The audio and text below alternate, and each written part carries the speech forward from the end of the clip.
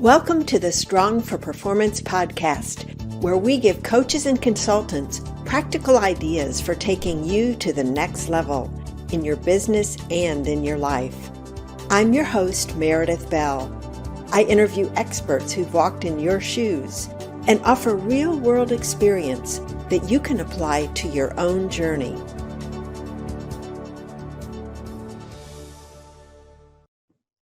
Welcome to another episode of the Strong for Performance podcast. I'm your host, Meredith Bell, and today I am honored and excited to welcome as my guest, Lisa Berkovitz.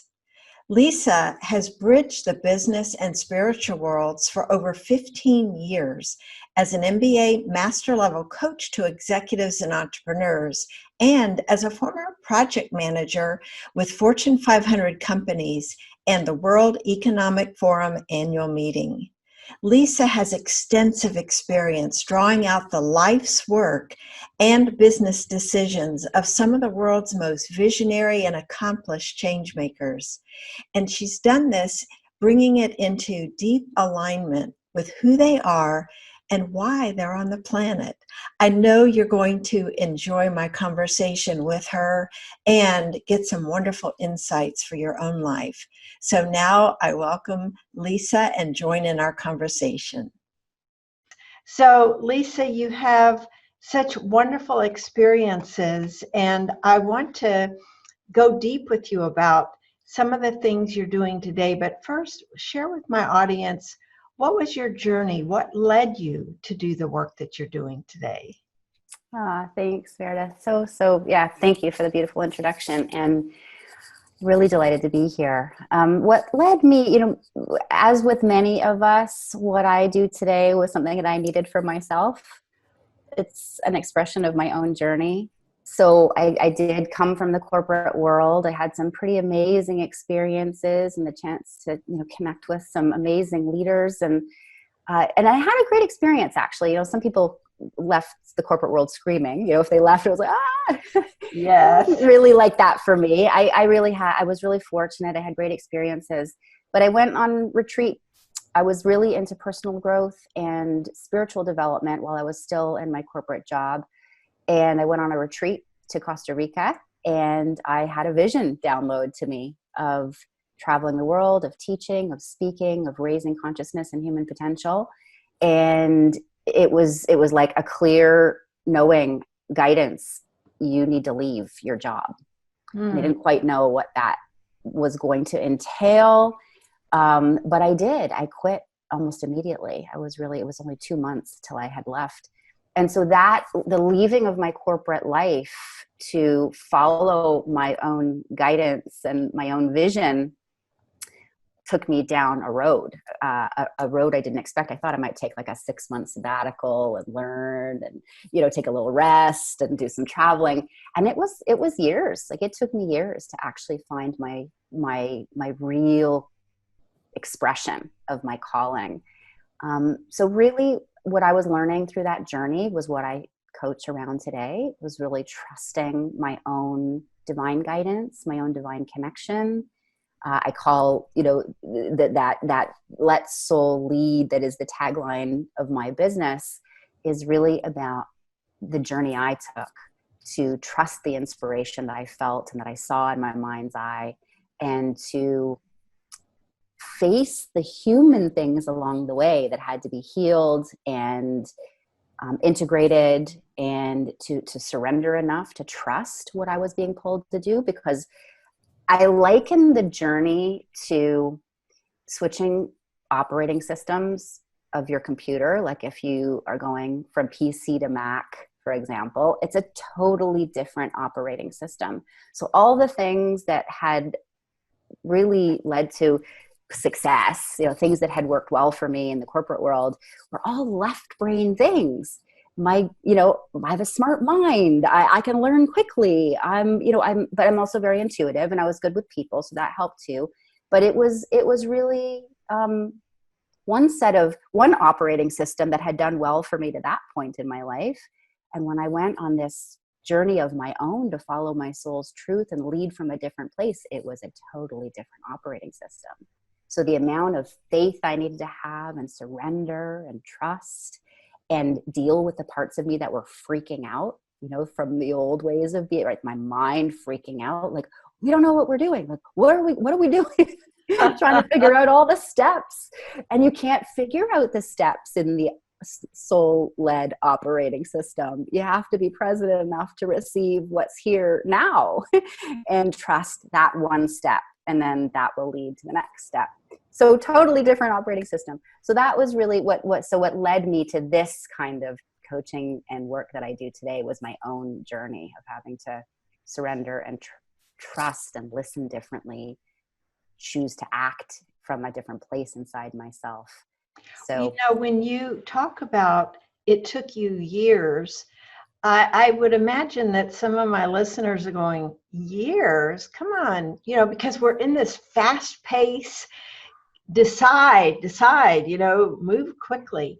And so talk a little bit about why it took that long. What were you experiencing that caused you to say, I can't rush this, and also just the process that occurred over that time? Excellent question, because I do always add this. So thank you for making sure I say this. I don't want anybody leaving with the idea like, oh my God, it's going to take me years. On the one hand, it does take years because we're mastering something and that can't be rushed, right? So on the one hand, yes, give yourself some time. At the same time, though, I want to say that I left corporate a long time ago, and the consciousness on the planet is really different now. I feel like the journey that I went through was slower and more methodical so that I could teach, so that I could guide, so that I could, that's my I think my coding right into my soul's DNA to actually go into the ins and outs and trial and error and discover things so that I can better teach and support others in it. I notice these days that some of the leaders showing up to do this work with me, or just generally people that I know who are in transition, their changes are happening much more quickly. We are at a different place in history. We are at a different place in consciousness.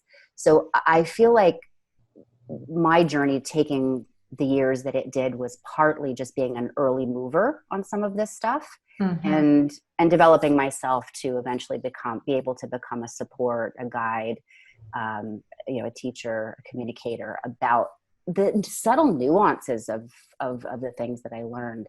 So I notice things are happening a lot faster for people now. Some clients will come in, things that took me 5 years, it takes them 6 months. Well, one thing I'm curious about, because we think of corporate being so left brain in so many ways. So it's interesting to me, and I think it might be curious for my listeners, how you came up with more of a right brain approach that some might even call woo-woo. How do you discuss being, soul led in a corporate environment? What's your approach to speaking to a potential client? Yeah, what I would say with my potential clients specifically, they have a predisposition to the spiritual, they have a spiritual life. They've already been on a spiritual path. They have a sense of something much larger than themselves. It's not odd or foreign to hear the word soul. So I'd say for the people who work with me specifically, I don't have to educate them on that or pull them along. I think they know I'm their person to support them because they have a spiritual life that matters, and they want it to be central, and they want it to be better integrated into the way that they lead and the way that they work, the way that they run their businesses, whether they're executives or entrepreneurs. So the woo-woo, I guess my people are woo-woo. But there are other terms, right? We all use different terms to say the same thing. So there's intuitive leadership. There's all kinds of terms, innovation in companies, intuitive leadership, so many terms that others are using that are really saying the same thing. So I feel like we all kind of need to know where we fit. Well, to me, what I'm thinking of is you're bold in how you position yourself, and as a result, and I say bold because you're clear. You don't hesitate to say, this is where I help you. And we're not talking religious here when you're Yeah. talking spiritual. It's a very different approach. But the fact is that helps you, I would think, attract your ideal clients and really prevent you from investing time in those that aren't a good fit. You said it, they know you. And so I think that that is an important takeaway for folks when they think about who am I and what is my unique offering, and to be willing to claim it and declare it, I guess, and say that. And I was curious, did that take you a while to decide to come to that terminology, or how did you arrive at that? Mm-hmm. Great observation and question. And it's something that I guide on all the time, particularly for entrepreneurs who are positioning themselves in the marketplace, because our tendency, I would say generally speaking, our tendency is to be more broad and general, not wanting to leave anybody out. The things that I teach anybody could use them. They're not, they're not for some people and not others. And in another way they are. The more specific and narrow we become, knowing who we can best serve, I have found for myself, it's been very helpful to have the right people find me. So earlier on, it's interesting, when I started coaching, I was inside someone else's organization. I had come from project management. So when I came to coaching and on the online world of coaching, I ended up first doing some projects. As a former project management, I did some projects for a coach who was really great at online marketing and sales. This was a different way than the traditional way I had learned in corporate. So I learned in making products for him this online world way of marketing and sales. And he had me start to coach people inside his organization who are coming through his company. And I was supposed to be executing on his approach, but what I was bringing was the soul piece. And so they were getting great results because I was actually making sure it wasn't just a tactical or strategic application of these tools and techniques. It was a soul-based one. And so I discovered early on that there was something I was doing that was different and that was relevant and that mattered to me. So I suppose, fortunate. I didn't do a ton of trial and error where I was trying to be too much like somebody else. Mm-hmm. But over the 10 years since I've been doing this, I would say, it's evolved too, because it was early stage, purpose-driven spiritual entrepreneurs at the beginning. And then it became more advanced, established entrepreneurs. And eventually it became executives started finding me. I wasn't even looking at that world. I thought, I left that, I'm not going back. But in fact, consciousness shifted, and they're, executives like everyone else are in a self-discovery process of like, what really matters to me? What is my higher purpose? How do I become more aligned with who I'm born to be, with my soul self? So it evolved over time, but the soul piece was always there. And now it's narrowed even more. Like now it's like, well, now I'm working with people who are at this place of they're advanced on their spiritual path. They're highly accomplished in the physical world. And they're at some kind of point of full surrender to to who they're meant to be, who they were born to be. It's like the divine is asking them to hand themselves over completely. And so there are sticky parts, sticky bits and places where the mind or the personality is, scared to let go. And so there's a very specific focus now at this point. So it has evolved over time, but it's always been soul based.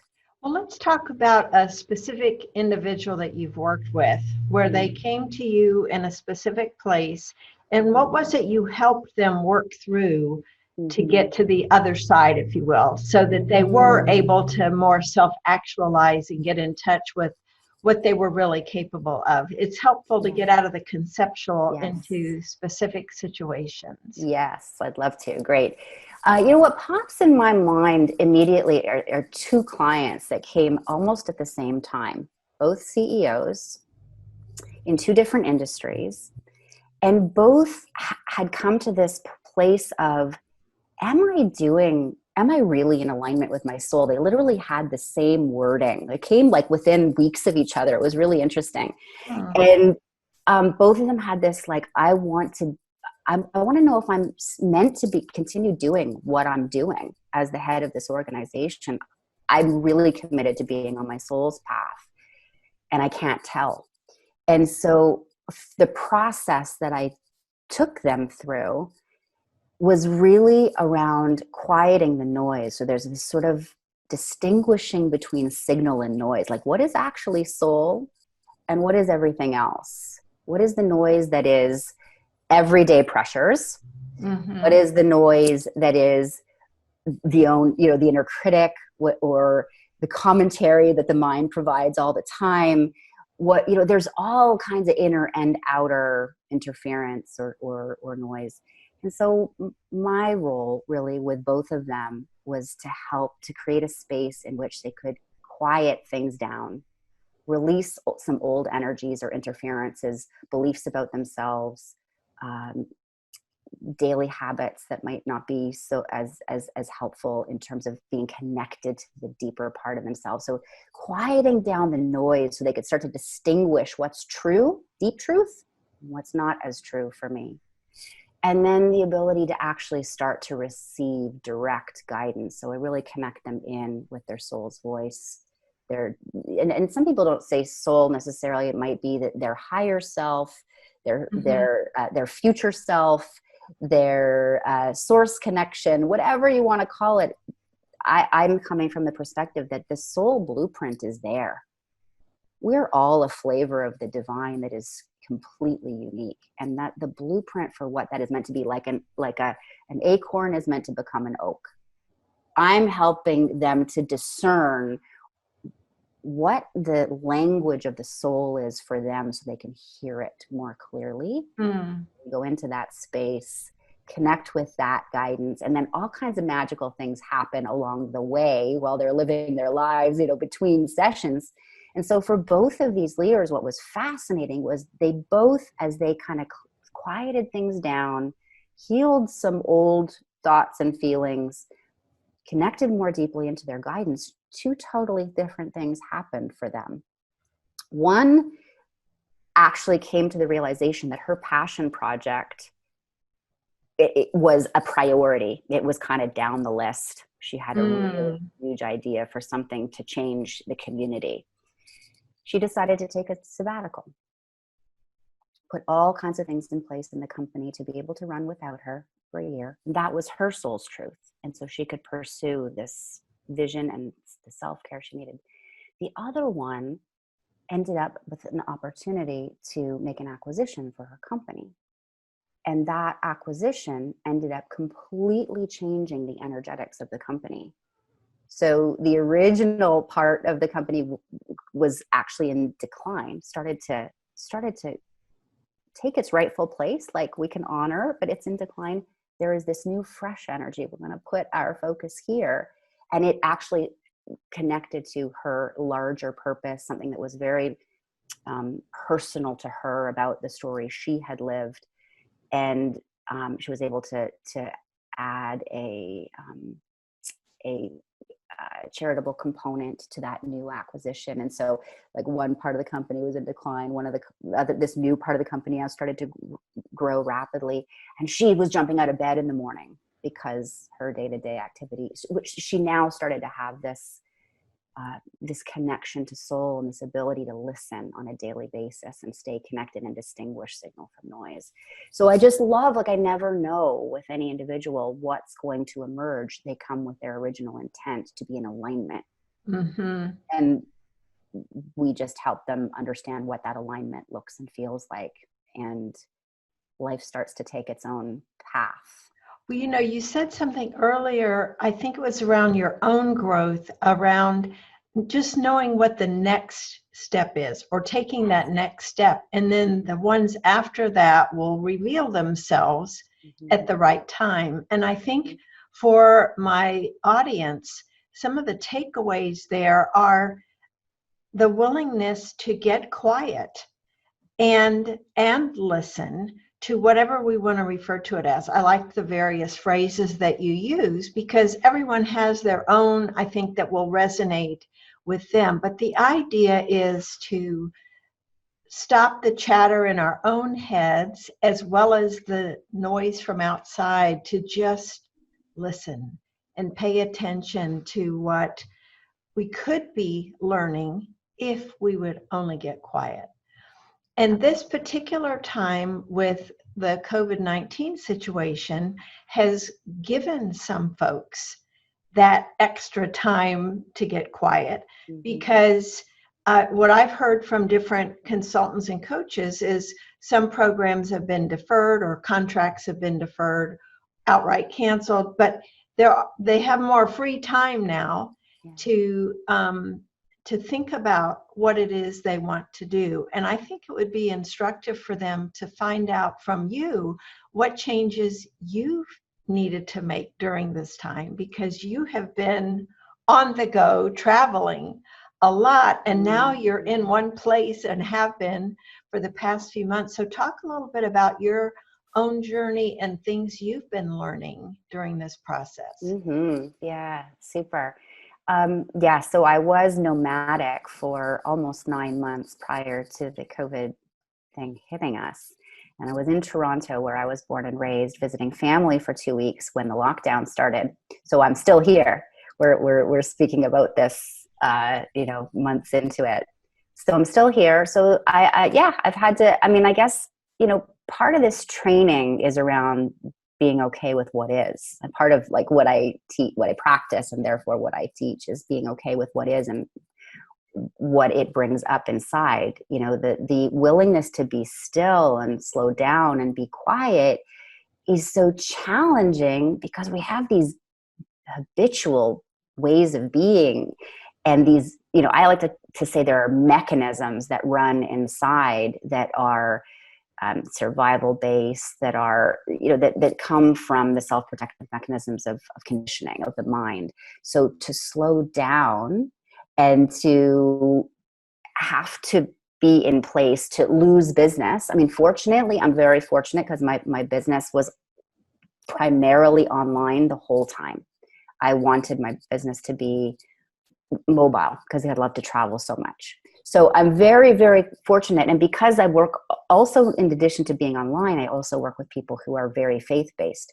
So actually nothing has interrupted my business, which is awesome. And I get that there have been a lot of people affected, is the nature of their work. Contracts have had to be paused or disappeared altogether, or clients can't continue with what they had already committed to, or whatever. So for me, it's really, in fact, I've become busier because I've been in service more, even beyond my clients, been asked to do a lot of things, and supporting family and friends. And so it's been a very busy time. So I think what's been most helpful for me in this time has been the application of the surrender process. Just any frustration, talk about that. What do you mean when you say surrender process? Yeah, just it is what it is. So being with, like, feeling the feelings that come up as a result of not being able to do what you want, when you want, how you want.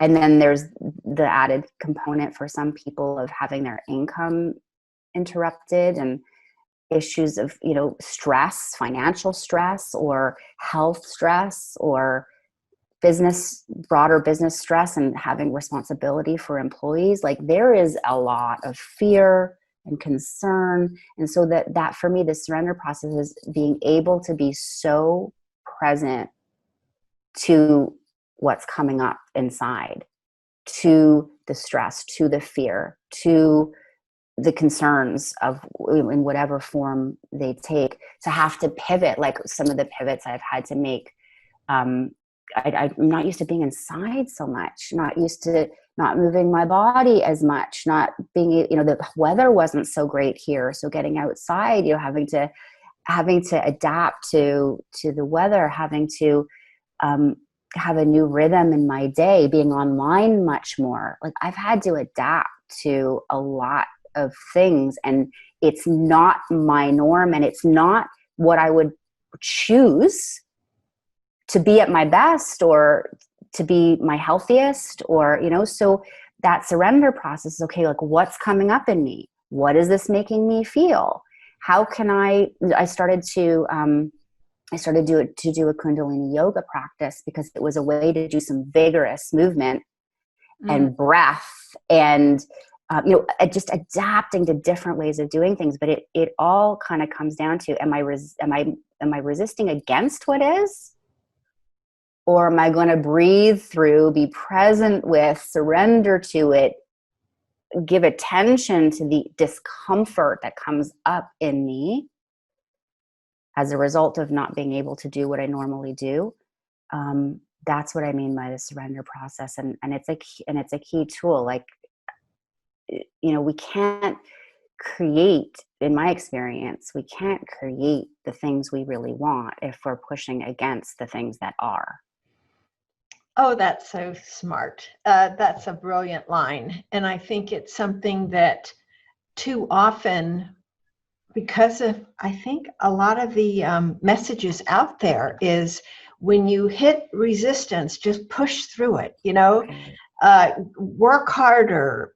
And I'd love for you to talk about that, because I'm guessing some of the folks you work with have been consistently high achievers, and are motivated to really have a positive impact. And so what kind of guidance or support are you providing to them when they come to you frustrated, anxious, whatever those negative feelings might be, based on what's happening in their respective businesses and worlds? What are you saying, or what approach are you taking with them? Yeah, so very similar to what I was just saying. First and most important thing is what's coming up in you. Let's give space and presence to, what are you feeling? Where is it in your body? Acknowledge it and acknowledge it, and not try to deny or push it away. Acknowledge it, name it, welcome it, be curious about it. I have a process called the transmute your trigger process. So trigger can be anything, a big trigger or a little anxiety, whatever. But to really actually sit with the sensations in the body that are created by the thoughts and feelings at play, and to go into those with curiosity, because we have this like subconscious, my experience is we've had this generally as humans, we have an aversion to go to those places that feel the most uncomfortable. And so even when, I work with awake and aware people, even myself and all the awake and aware people that I know who know this, still have this, can have this subconscious aversion to going fully into that sensation or that emotion or that thought. And so that's one of the key things. Let's just give it room. And let's just be curious. Drop any resistance to it, whatever your experience. Drop the judgment of it, that you shouldn't be feeling it, or you wish you didn't have it going on, or you've learned this already. Why can't you get it? All the voices, all the ways, and just actually drop into it and be curious and see what happens. And very often, almost all the time, I would say, I could almost say 100% of the time, as they don't need it to change, it changes. As they don't need it to go away. And so I liken that to unconditional love. It's like you give it space, you give it acceptance, it doesn't have to hold on anymore. Anything we judge, anything we resist, it's like crazy glue. Only love will release it. And I liken love to presence. You just be present with it. So that's where we would always start. If someone, a client or anyone, just start with, what am I feeling? Acknowledging it, naming it, and then looking with curiosity at it. I love that approach of curiosity. it reminds me a little bit of using that word neutral. You know, Mm-hmm. that lack of judgment, just asking questions.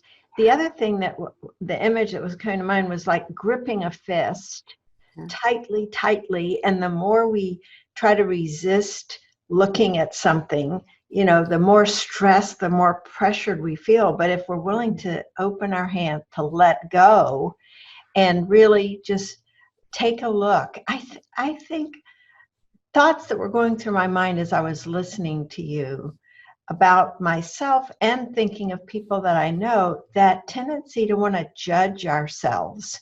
When you say, oh, I should already know this, for those of us that have been avid lifelong learners, that's an easy thought to have come up. I've read so many books on this, or I've practiced this, and yet here I am experiencing some negative space. And then I think that it would be easy to get into kind of a downward spiral if you don't have that awareness of judging and then feeling worse and feeling like I shouldn't do this, or, so there's that criticizing on top of the feeling. Yeah. And so I like your approach of just encouraging the person to be curious about it. Yeah.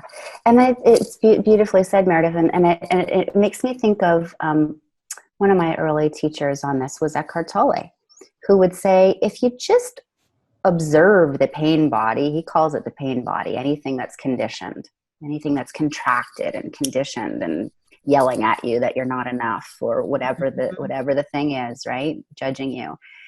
As soon as you can observe it, you're not identifying with it the same way. And it ushers in a level of consciousness that allows that conditioning to unravel. So I just assume that presence, I say presence is medicine.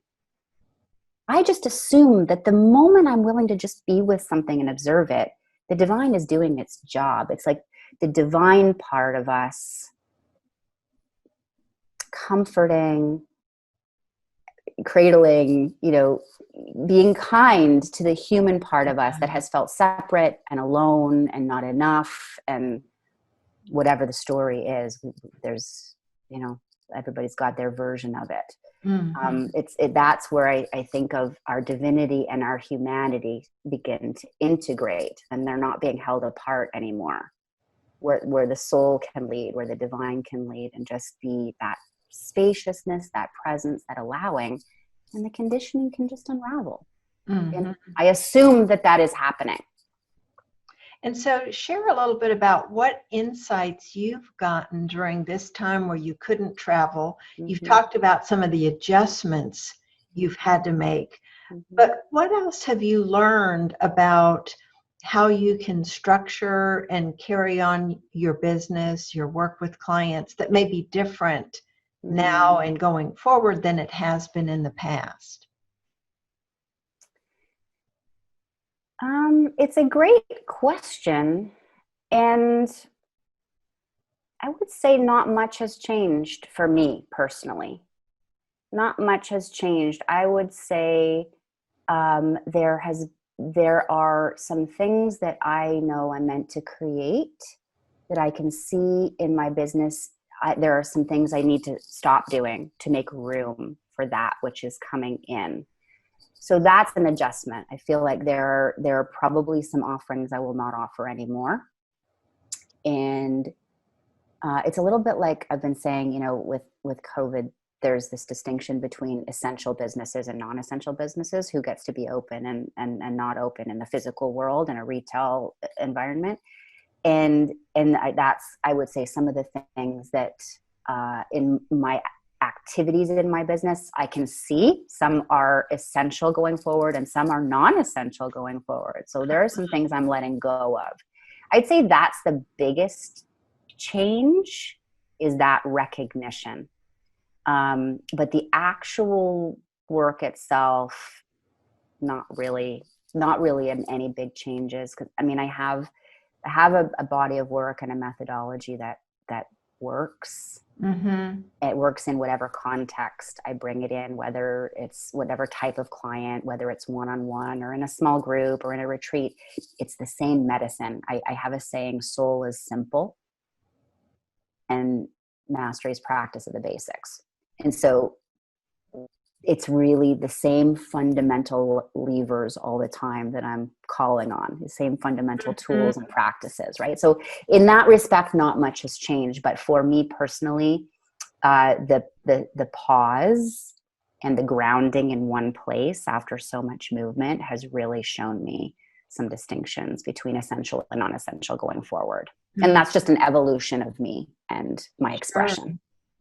Well, thinking about that with everyone, because we're all making, some discoveries about ourselves and how we've responded to this situation. And when you talked about, kind of discovering what you need to let go of, I think that is another important piece for people to consider, because we can get wrapped up in doing certain things and thinking, well, that's what I'm supposed to be doing or I need to be doing. But the reality is we can take a step back and ask, is this serving me? Is this getting me the results I'm looking for? And is it helping me be in a place I want to be? Because just thinking about you and your work, you're unique. I don't know about totally unique, but one of the cool things that I think is so wonderful about your work is you're really looking at where you want to help the client, who you want to help them step into, and who in terms of who they can be, as opposed to achieving a certain financial result or some other metric. Would you say that's right? Yeah, I'd say there is an outer result that may be something that they would love to create, but the first order of things is who they're being, and to what degree they're embodying the divine aspect of them. To link that to the last thing that you asked and what you said, which was very, very true. This time of pause, where for me, I've been able to kind of look at, okay, there's some things that are becoming non-essential for me, to make space for things that are essential. That's my soul talking to me. And that's the same thing I've been offering to others, to those I serve, to say, listen, here we are, we're in this pause moment for all of us to take stock. And from my perspective, we have lots of opinions about this whole COVID thing, lots of opinions about what's really going on with it, lots of opinions about where it's headed. And what I'm saying is, listen, it doesn't really matter. You can believe whatever you want to believe. Ultimately, everybody's right, because what you believe will kind of lead you down. There's there's infinite timelines from this point forward. There's infinite paths from here. We get to align with the one that serves us best, is what I'm saying. The path that serves best is the one that is most closely aligned with your soul's true blueprint. It's the most efficient, effective, fulfilling, impactful way forward. So let's just align you with that. So who you're being, again, I'm going to reference, it pops in my head, I'm going to reference Eckhart Tolle. I heard him say years ago, in terms of our purpose, we all have a primary purpose and a secondary purpose. The primary purpose is our state of consciousness. The secondary purpose is what we do in the world. And that really resonated for me at the time. And as it's integrated in my unique way through what I do, that primary purpose is, how attuned are you to the divinity within you, to literally every answer to every question you have is already here. Are you listening? Right? Are you in a state of alignment with the divine aspect of you, with your own soul, with your own soul's truth? Secondarily, that will tell you what step to take next physically in the world. As a result, a natural byproduct, you will know what the next step is. Most of us have a calling, a vision, a yearning for something. to experience more of something, to create something, to have, have a vision of a way we want to make a difference in the world. In order to fulfill that, even if you have that clarity, some people don't yet, right? They're still looking for that like, oh, what do I want to align with that I want to pour myself into and like make a difference in this world, in the physical world. Whether you have that clarity or not, whatever that is that you're meant for, that you were literally born for, the oak tree you were meant to be, the flavor of the divine you're meant to be, starts with the energy that you're emanating, the essence that you're emanating, the alignment with your soul's essence. And as you be that, then everything that matches in the outer world can come because you're in resonance with it. Mm-hmm. Right? So it's who are you being first? And then you'll be shown the next step. You'll have the next synchronicity. You'll meet the next right person. You'll have the right words to say or the right words to write if you're creating a book or you're doing a talk, whatever it is. Everybody is different. Mm-hmm. Or that acquisition opportunity can come into your company and change the culture of your company, because all of a sudden it's like whatever the outer is called to be, it's beingness first. Oh, this is all so good, Lisa. We could talk for hours, I know. I want to summarize a little bit of what you've said, though, because I think this is really important for my audience to think about for themselves. I've heard the acorn to oak tree, dozens or hundreds of times, even over the years. But the way you just talked about it, to me, resonated slightly differently because you're making it personal about us. So if we are an acorn, we need to not try to be a squirrel, or try to be a different kind of tree. And that whole thing of getting quiet and becoming more conscious of what as you called it, your blueprint, who you really are meant to be in the world based on you called it your blueprint DNA. I really like that, because what it does is it honors the natural abilities that we were born with, and learning to tap into those instead of potentially repressing them to be who we think our parents or others in the world expect us to be. So I just think what you have shared today is profound for everyone to really give thought to, who am I really? Who am I supposed to be in the world given what I'm made of? And then how can I manifest that in what I do? Whether it's being the best mother, the best father, the best whatever, but to recognize that. And I think the word honor just keeps coming to mind in thinking of what you've said, that we don't judge, criticize, compare with someone else and what they're becoming, but really loving who we are and embracing who we are, and then being tuned in. Because I think, and this is, personal, but I think it applies to everyone. If we're busy thinking about how we're supposed to be, it's very difficult to listen to who we really are. And you and I have talked before about the whole thing with me with podcasting. It just resonated with me to be able to talk to people like you and ask questions and bring that out. And I think that's just a simple example of how I've stepped into an area that just feels so right and connected for me. So beautifully said, Meredith. Everything you just said. Thank you for the reflection. And yes, so you're a perfect example with your podcasting. Is it's gifts. Honoring is a beautiful word that you raised. Honoring our gifts and abilities, because you clearly have a natural ability for this, and also honoring our natural inspiration. Like what lights us up. To me, that's the voice of the soul, or the language of the soul speaking, or the divine life is seeking to express through us. And we have this natural aptitude for certain things, natural interest in certain things, and if we follow that, if we have the courage to follow that, then we can blossom into who the divine created us to be.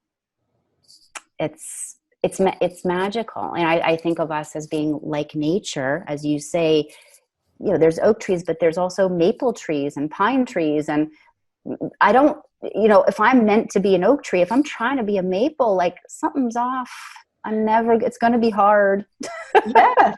It's going to be harder than it needs to be. Let me bloom as the oak and you bloom as the maple, and then we bless each other. So thank you for that beautiful summarizing. Oh, well, this was great. Would you share, because I know people will want to know more about you, how can they connect with you and how can they learn more about the services you provide? Yeah, the easiest way is my website. It's under my name, lisaberkovitz.com, but you can also get there by letsoullead.com, same place, and you'll definitely get a good flavor of what I offer, why I do what I do. That's great. And what social media sites are you active on?